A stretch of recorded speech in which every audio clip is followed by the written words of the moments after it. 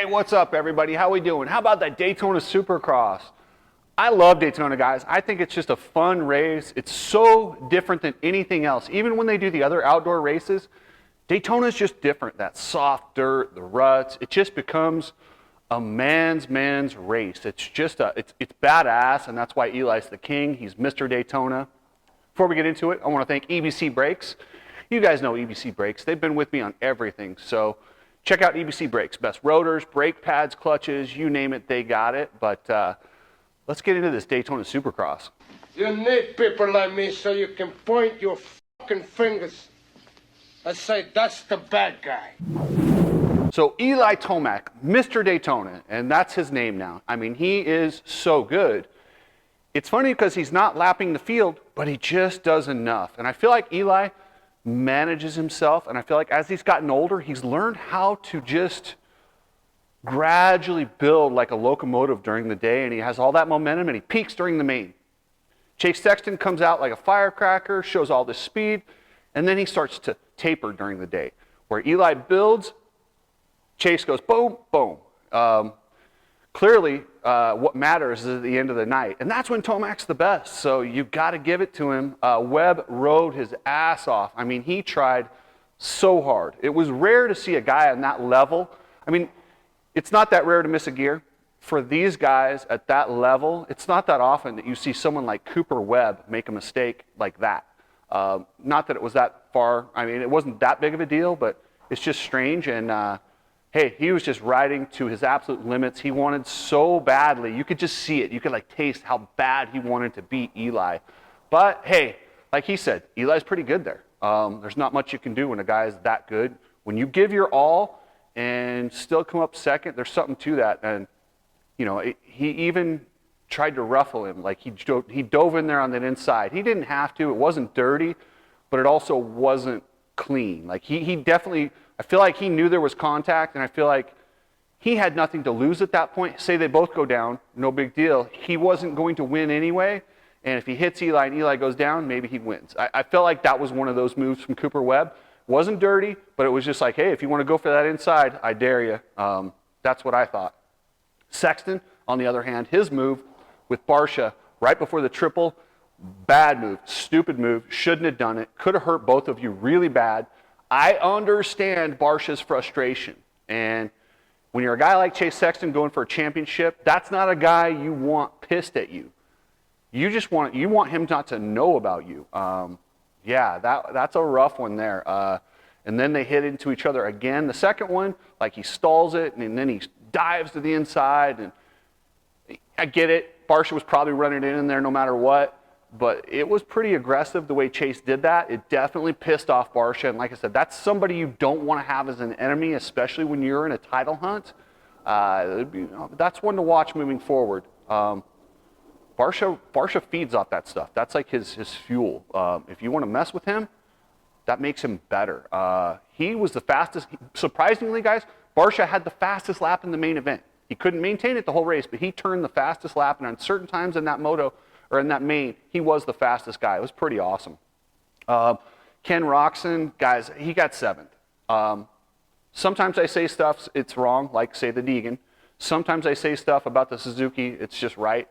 I am not celebrating that in any way. I'm bummed. I wish I could have been wrong on this one. I tried to say I was wrong after Anaheim 2 when it looked like they had that bike dialed in. But, I mean, as they go, it's just an outdated machine. Kenny's riding his ass off. He's an all-time talent. 7th is pretty good on a Suzuki, and I'll just leave it at that.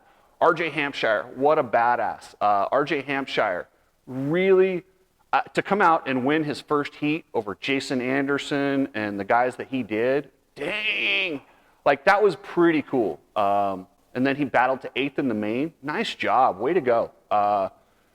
But he got 8th. Justin Cooper was 6th. Jason Anderson was 5th. So, it was a stacked field there, and Daytona was really good. Guys, I want to thank Complete Racing Solutions. You guys know Coach Rob. Coach Rob's a genius. Coach Rob's one of the smartest guys. He literally has dedicated his entire life to learning the science of how to make you a better athlete and perform to your optimum level and make you the most durable that you can be. So check out Complete Racing Solutions. He's got programs from everyone from $30 a month all the way up to whatever you want to spend. Coach will get you dialed in. So check him out, do one of his programs, and then type in Cooksey when you sign up, and yeah, he'll take good care of you. So Epic Garage Designs, that's where I'm at today, guys. Epic's awesome. If you want to really do something cool in your garage, put slat wall in. There's slat wall that has power core on the inside of it. It can hold 200 pounds per hook. Yeah, you can build a gym out of this stuff and put weights on it. It's pretty cool. That's it. Looking at the 250s, guys, speaking of weights, Hunter Lawrence has been flexing his muscles on the field. Nate Thrasher was like, he's kind of right there, kind of playing the bad guy role just a little bit with that cross jump and really trying to rough up Hunter a little bit. And sometimes that gets these guys off their game. Hunter's not one of those guys. Hunter goes, oh, so that's how you want to do it? Bam, how do you like that? What's that old saying? F around and find out. Nate Thrasher, you effed around with Hunter Lawrence and you found out. I don't know what else to say. A lot of people are saying Hunter's dirty. Hunter does what needs to be done. Hunter usually doesn't start it unless you're Joe Schmoda. I'm not sure what Joe did to him. I feel like he always smashes Joe. Michael Mosman kind of got in his way a little bit, did a little bit of swerving, and they've had a bit of a history. But for the most part, Hunter leaves guys alone unless they F with him. F around, find out. That's just what Hunter does. What he did to Thrasher, perfect. I mean, if Thrasher hadn't slammed him coming out of the sand at Tampa, if Thrasher hadn't chopped him multiple times and cross-jumped him, and this was out of the blue, I'd say it was probably a little bit too much. But what led up to that? Thrasher said, let's ride dirty. And Hunter said, all right, that's the game we want to play. Let's do this. And clearly, Hunter can play that way. Hunter's really good at putting people on the ground. That was textbook motocross. Take the guy's line, put them down, you don't even lose time. If you're the guy that got took down, you're pissed. If you're the other guy, you're like, that was perfect.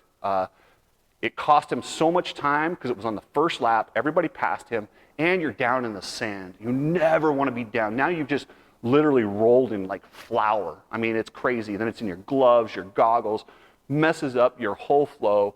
And then he had a big crash after that, which would he have had it had he not been laying down in the sand? Probably not. Speaking of tough blocks, are you kidding me with this day and age that all this technology and all this money supposedly goes into this sport, yet they still line it with these foam blocks that guys land on and go flipping?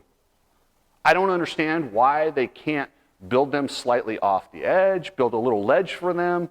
Like, there's so many different things you could do to make this a better option. Put up, I'm just saying, like in this day and age, you can't put up little lasers. I don't know. There's got to be a better answer than tough blocks. I don't want to go into it. I could do a whole show on all the options that they could have. The fact is, they have tough blocks that look cool. They make the track feel differently because the way you look at it versus a practice track, it feels like race day, but they're dangerous. They sell those, so the sponsors buy a certain amount of tough blocks. They want that many tough blocks on there, so they put tough blocks where they don't need them. My thing is, that's fine. Sell the signage. Let's move it off the track a little bit. Let's be a little bit more, a little bit smarter with these, because you can get an extra 6 inches out of the track on each side if you just built an edge about 3 inches down and then drop the tough block in it. So they go off the track, and then maybe if guys start using it where they ride over the tough blocks, if you do that, maybe you penalize them. Maybe you figure out a way to penalize them. But okay, I, as Johnny Hopper says, I digress. Max Anstey, he is a podium guy now. He's just that guy, and if you keep getting seconds, sooner or later you will get a win. It's just the law of numbers. You can't get up there enough without eventually landing in that first place spot. Somebody has an issue, somebody has a bad start, you get a win. Max he's on that track right now. He looks really good, and it's nice to be one injury from the championship lead. I mean, I don't think anyone thinks that that Max is going to beat Hunter heads up. But dude, this is a dangerous sport, and there's a lot of stuff that's out of these guys' control, and I would never wish that upon anyone. But the fact is, you like to be in second place because you never know what can happen. There's a lot of risk in the sport. So Max being in second is a big deal. And even bigger than that is Hayden Deegan. Hayden Deegan getting third place and being third in points. Literally, guys, I actually 100% vomited on Saturday night. Not because of Deegan. I just wanted to save that. No, I had food poisoning. By the way, sorry guys, food poisoning, flu bug, something.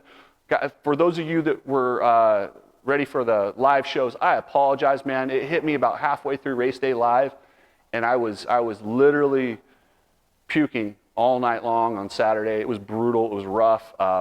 If I went on camera, I'd be green. I just decided to skip the daytime. I'll be back this week with the live shows. I apologize, but I did think it was funny. Like literally, when Hayden Deegan's on the podium, I was literally puking. Not because Hayden Deegan was on the podium. I think it's awesome, and this kid has a talent that I didn't know he had. What I expected from him was a fast kid who would throw it away, who might be mentally fragile. Nah, this dude has talent. He has endurance. He has a mental maturity, a racecraft that I didn't think he had. Like, it's crazy to see a racecraft, and that's literally what I didn't see in Anaheim that I'm seeing. And like I said, I will change my opinion if given new information, and from what I've seen, he has proven to me this kid can race.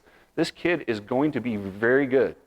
He's going to be around for a while as long as he wants to. I mean, the sport's crazy, and it is what it is, but he is doing everything correct. Yeah, I was dead wrong, and I'm having a lot of fun watching. And people that don't think I'm cheering for him, you're crazy, because the better Hayden Deegan does, the better my channel does, the more people come. Even if they just come over to my channel to tell me I told you so, or hey, is he ready yet? I love that people, I still get the Deegan haters coming over to me saying stuff to me, but I'm like, have you not listened to me the last 3 to 4 weeks? I've been talking about how awesome the kid is. So I just have to laugh. I'm like, yeah, I agree with you. I was wrong and he is ready. So anyway, guys, that's it for today. A quick little wrap up of Daytona Supercross. That was awesome. What a good track.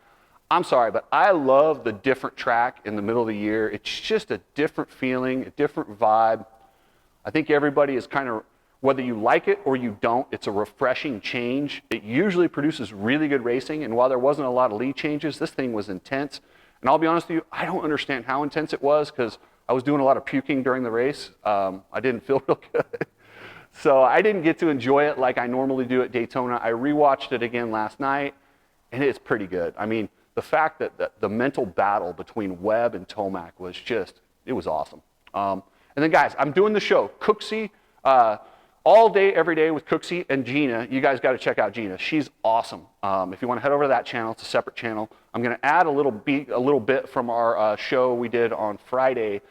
Hit us with questions. Is there any questions you want to know that a female can answer? Gina's awesome. She'll answer whatever you want. Ask her questions. Ask her about your girlfriend. Ask her anything you want, and we'll try and get the shows out. And we want to make it more of a Q&A, kind of an interactive show a little bit. We'll cover some topics, but we got to stay off super controversial stuff just because of her employment. We want to maintain her employment for her day job. So we have to stay off super controversial stuff. But if you have relationship advice you want, if you want to know about CrossFitting, she's super athletic, or just want to know how to pick up a girl, ask Gina. She knows. So guess what? She is one. All right, guys. Thanks. Remember, subscribe, and I'll catch you. Was it one injury that was like, I will okay. let you know when I get there. Oh, you're still pushing. No, I still push hard, but it's different. Like when you have to have your neck fused or your knee replaced, it changes it a little bit. Yeah. And then also, and I look at concussions now, and concussions are the one thing that in my age we just got it and just went back because you can't see it. And that concussion is probably the biggest one where you have to check the ego. Right. Because somebody that gets a concussion, their brain's injured. You can't see the brain. Right. Think about if you bruise your leg really, really hard. You wouldn't just go running for 2 days with the bruise that's almost broken, or you take the time, you let it heal because you can see it. Mm-hmm. In your brain, you can't see it. Right. So people just assume it's fine, which it's not. Yeah. I mean, it's soft tissue. Yeah, you got to be careful with brain injuries for sure. When people go, oh, the guy said he was fine. Well, that guy literally has a bruise on his brain. You're going to trust what he says? Right. Like, really? Like, that's who we're letting that guy decide whether he's okay? Yeah. And he just got hit in the head? Every boxer, every MMA fighter that gets knocked out, they wake up, they go, I wasn't out. Until you show them the video and they go, oh, I was sleeping. Right. Okay. And they've done a lot of studies with football players too, right? The impact, and a lot of them are coming out with some serious effects in their later years. Well, and it's such a brand new science that